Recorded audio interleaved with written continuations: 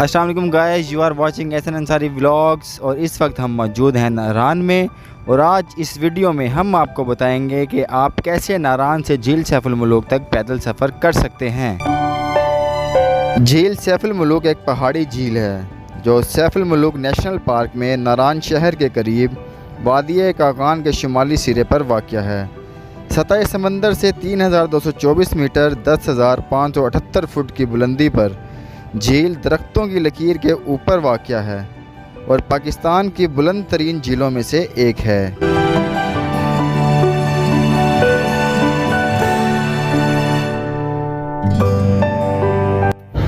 तो गाइस, नारान बाज़ार क्रॉस कर ऊपर चढ़ाई की तरफ राइट टर्न कर आप झील रोड पर आएंगे। गाइस, झील रोड पर आने के बाद आप अपने दाएं जानिब दरिया के साथ साथ आगे बढ़ेंगे, जबकि जीप ट्रैक लेफ़्ट हैंड को टर्न कर जाएगा। बट आप दाएं जानिब आगे बढ़ेंगे बिकॉज दरिया के साथ वाला रास्ता हमें शॉर्ट पड़ेगा, जबकि जीप ट्रैक हमें बहुत ज़्यादा लंबा पड़ जाएगा।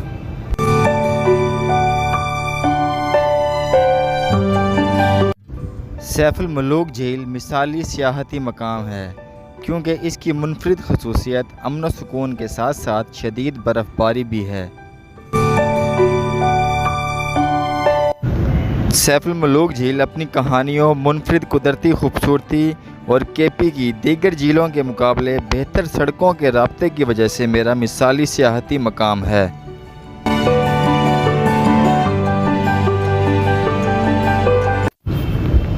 सैफ उल मुलूक पाकिस्तान की पहचान है। मुझे इन दिलकश झीलों के अहाते में ज़ायरीन की तरफ से फेंके जाने वाले कचरे को देखकर मायूसी हुई। ये कागान डेवलपमेंट अथॉरिटी KDA, महकमा जंगली हयात और ज़िला इंतज़ामिया की इज्तिमाई ज़िम्मेदारी है कि वो इसकी सफाई को यकीनी बनाएं और इसे बरकरार रखें। इसे आलूदगी से पाक बनाने के अलावा बैनुल अक़वामी तर्ज से अमल के मुताबिक गाड़ियाँ झीलों के अहाते के बाहर पार्क की जानी चाहिए ताकि इसकी माहौलियात को बरकरार रखा जा सके और इसे प्लास्टिक की आलूदगी से बचाया जा सके। सैफ उल मुलूक और दीगर कौमी झीलों के अहाते के बाहर पार्किंग एरियाज़ की तामीर की ज़रूरत है ताकि इसे प्लास्टिक की आलूदगी से बचाया जा सके।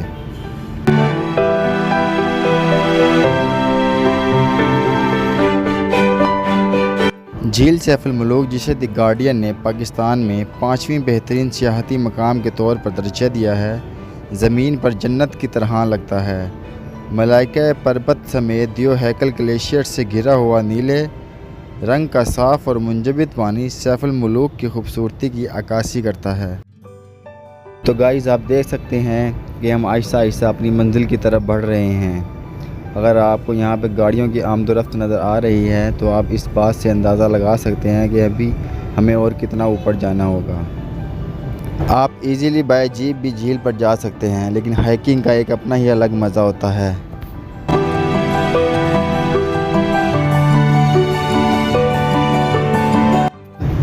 शहज़ादा सैफ उल मुलूक और परियों की शहज़ादी बदी उल जमाल की कहानी के लिए मशहूर बेज़वी शक्ल की मशहूर सैफ उल मुलूक झील ज़्यादातर बर्फ़ से ढकी रहती है। सैफ उल मुलूक झील की कुदरती खूबसूरती मेरे तसव्वुर से बाहिर है।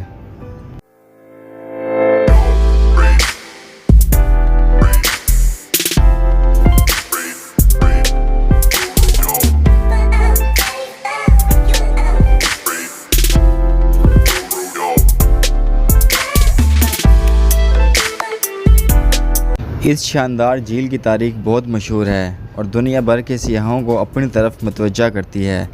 कहानी एक शहज़ादे सैफ उल मुलूक की है जिसे एक परियों की शहज़ादी बदी उल जमाल से प्यार हो गया था।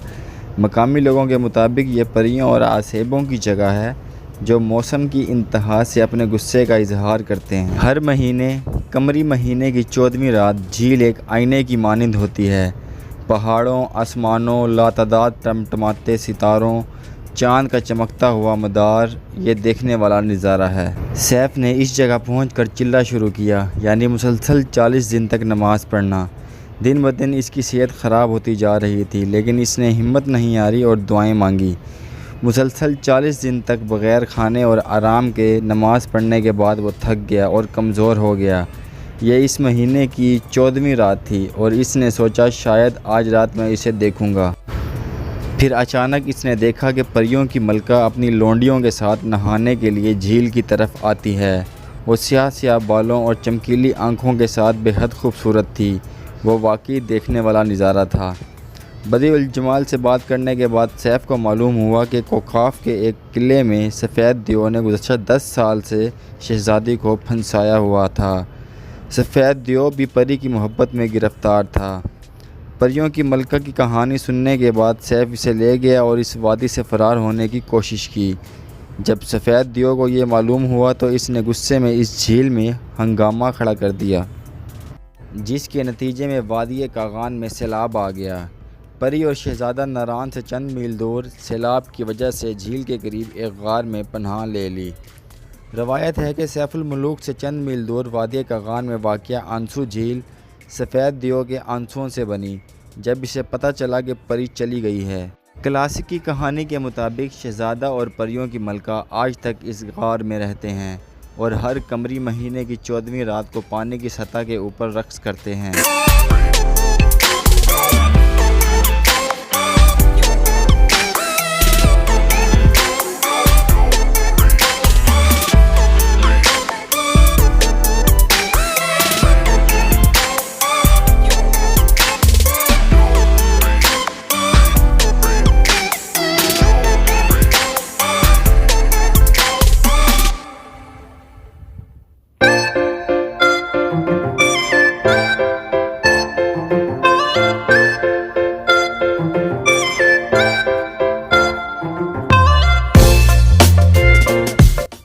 تو گائز آپ دیکھ سکتے ہیں دریا والے راستے سے ہوتے ہوئے ہم بالا آخر جیپ ٹریک سے آ کر مل گئے ہیں۔ تو اگر آپ جیپ ٹریک کا بغور مشاہدہ کریں تو آپ کو اندازہ ہوگا کہ جیپ ٹریک کتنا لمبا سفر تھا۔ جیسا کہ میں نے ویڈیو میں بتایا کہ دریا والا راستہ ہمیں شارٹ پڑے گا۔ تو جناب 75% ہم نے اپنا سفر کمپلیٹ کر لیا ہے۔ اب ہم یہاں پہ تھوڑی دیر آرام کریں گے، اس کے بعد اپنی منزل کی طرف بڑھیں گے۔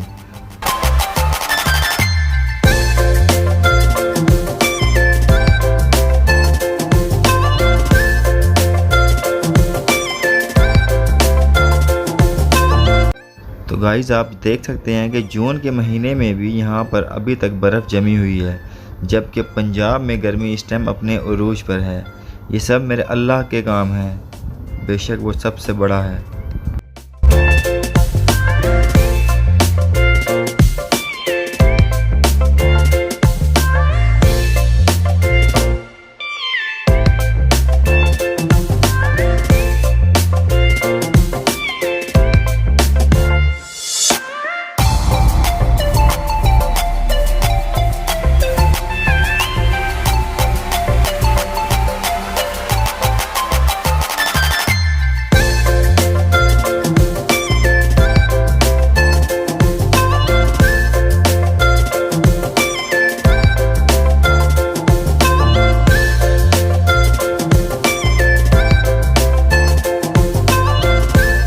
تو گائز تقریباً ہم اپنی منزل کی طرف پہنچ گئے ہیں۔ یہ سائن بورڈ آپ کو نظر آ رہا ہوگا۔ سائن بورڈ سے ٹرن کرنے کے بعد جھیل نظر آنا شروع ہو جائے گی۔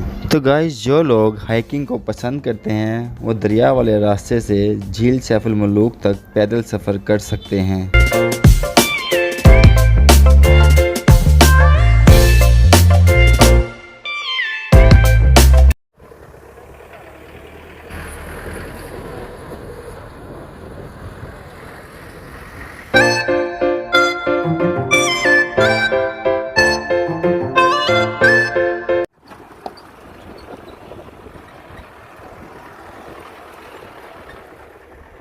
Welcome to safe ul Malook national park. ہم اپنے دیکھنے والوں کو جھیل سیف الملوک میں خوش آمدید کہتے ہیں۔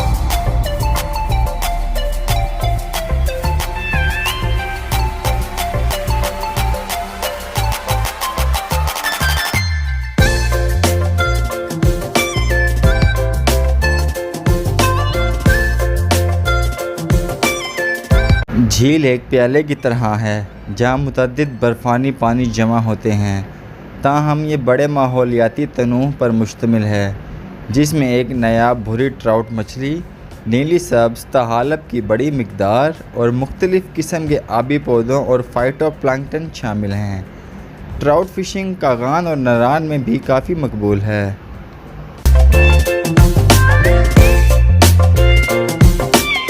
جھیل کنارے روایتی بنو پلاؤ، ہائے ہائے ہائے کیا ہی بات ہے۔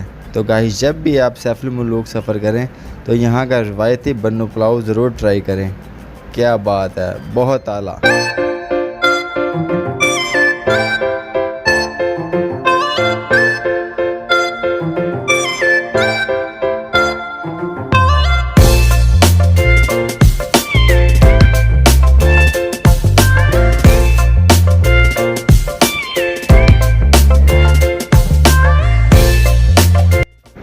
جادوئی جھیل سردیوں میں شدید برف باری کی وجہ سے مکمل طور پر جم جاتی ہے۔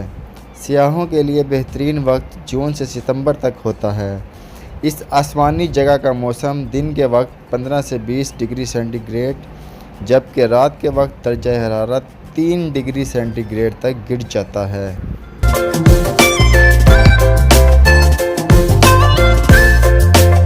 سیف الملوک نیشنل پارک میں مندرجہ ذیل افعال ممنوع ہیں۔ زمین کی خرید و فروخت حتیٰ کہ گورنمنٹ NOC جاری نہ کر دے۔ وال چاکنگ، تیراکی کرنا، مچھلی کا شکار، میوزک بجانا، شور کرنا، زمین کی چیڑ پاڑ کرنا، پتھر اکٹھے کرنا، آتش گیر مادے کا استعمال، پریشر ہارن کا استعمال، کسی درخت یا جڑی بوٹی کو نقصان پہنچانا، پارک کے اندر پالتو کتوں کو لے کر جانا، جنگلی پرندوں اور جانوروں کے مسکن کو نقصان پہنچانا۔ اگر آپ ان چیزوں کا خیال نہیں کریں گے تو Mansehra wild life division KPK کی طرف سے آپ کو 45,000 جرمانہ اور 3 سال کی سزا ہو سکتی ہے۔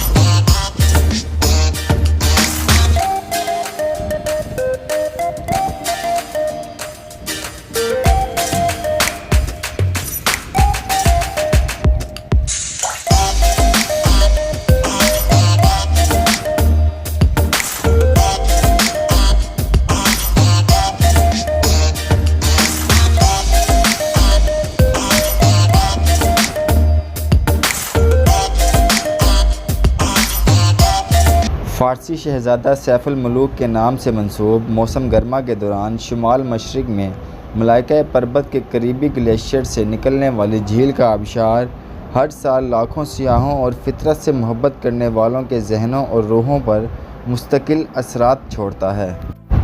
اگر آپ کو یہ ویڈیو پسند آئی ہے تو لائک، کمنٹ اور شیئر کر دیں۔ جو لوگ میرے چینل پر نیو ہیں وہ چینل کو سبسکرائب کر دیں اور جنہوں نے سبسکرائب کر لیا ہے وہ بیل آئیکن پر کلک کر دیں تاکہ مزید اس طرح کی انٹرسٹنگ ویڈیوز آپ تک پہنچتی رہیں۔